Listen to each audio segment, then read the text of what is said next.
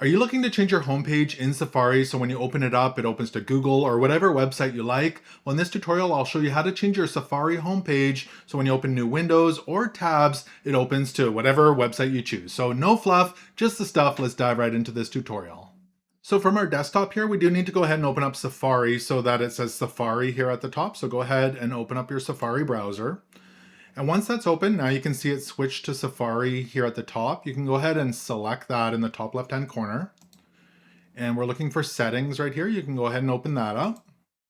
And once your settings are open, there's some different tabs here. We're looking for the General tab, so you can go ahead and select that.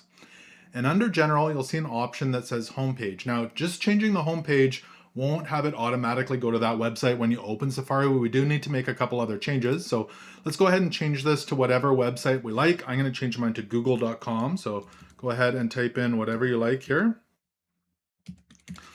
All right, so we've got google.com. So now our homepage is set to that, but this is the important part. So new windows open with start page. We need to change that to homepage right here.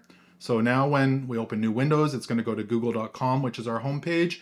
And then the other one here, new tabs open with, we want that on homepage as well. So now both tabs and windows will open to that. And let's give it a try here. We'll close this out and open it right back up. And there we go, it goes right to Google. And really it's that simple to change your homepage and set it to open for tabs and windows here on your Mac in Safari. So I hope this tutorial helped you out. If it did, make sure to give it a thumbs up and hit that subscribe button. Thanks for watching, and until next time, take care.